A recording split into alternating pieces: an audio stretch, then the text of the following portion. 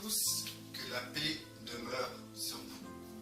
Alors, j'entends beaucoup de personnes parler par rapport à des frères et des sœurs qui ont un ministère public.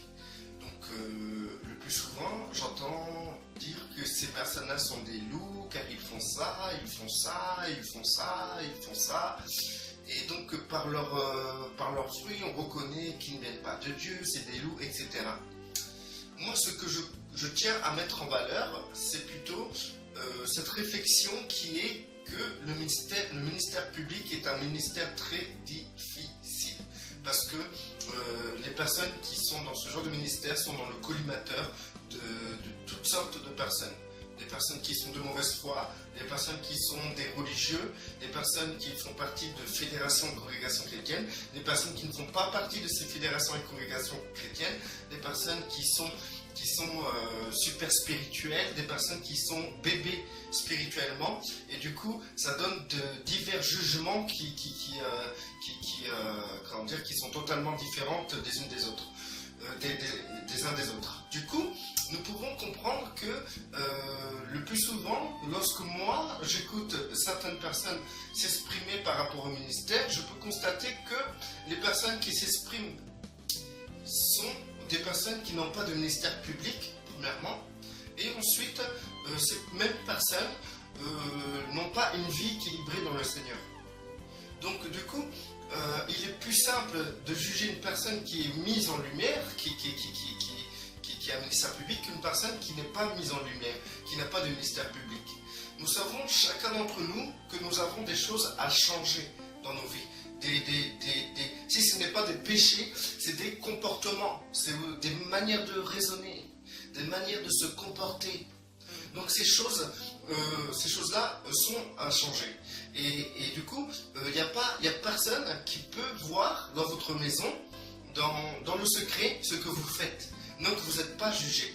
Mais imaginons, si votre vie là, actuelle, est mise en lumière, que publiquement tout le monde voit votre vie, votre manière de vivre, ce que vous pensez, comment vous agissez.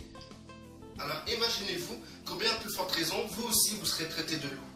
Parce que il faut comprendre que nous sommes tous dans un parcours dans lequel on grandit de gloire en gloire et que nous avons toujours quelque chose à modifier, toujours quelque chose à travailler, toujours quelque chose à briser.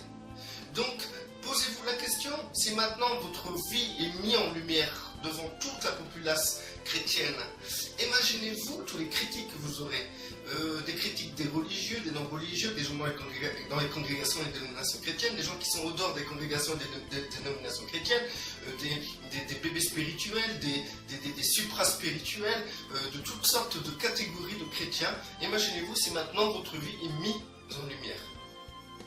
Vous pouvez vous dire que là, vous serez en difficulté quoi qu'il arrive. Donc, vous étant dans l'ombre et non dans la lumière, méditez, réfléchissez avant de juger le ministère d'autrui qui sont eux dans la lumière,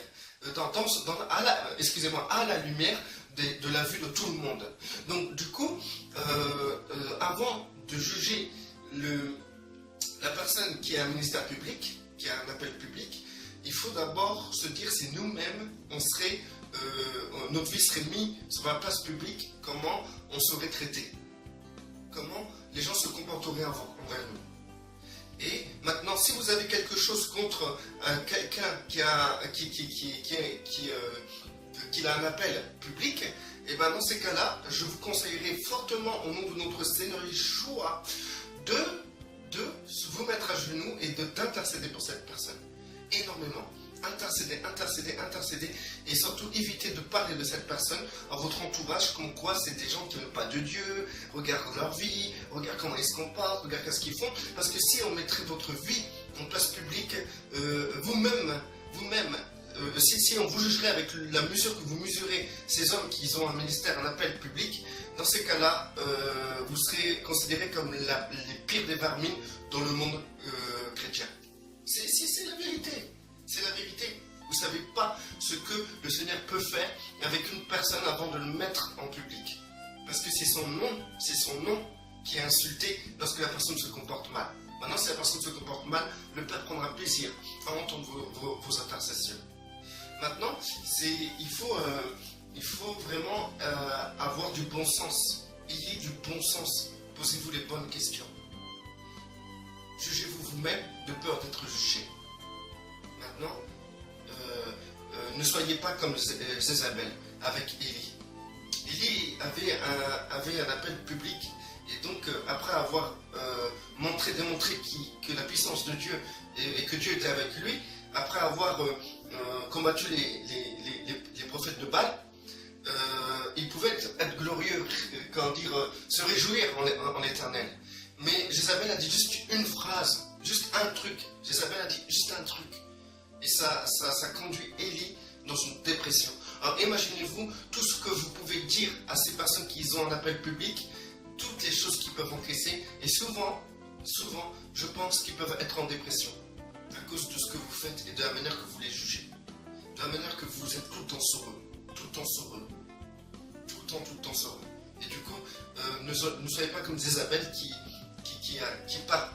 par une phrase ou une conversation a pu réduire Élie, ce prophète courageux et guerrier, à une dépression totale.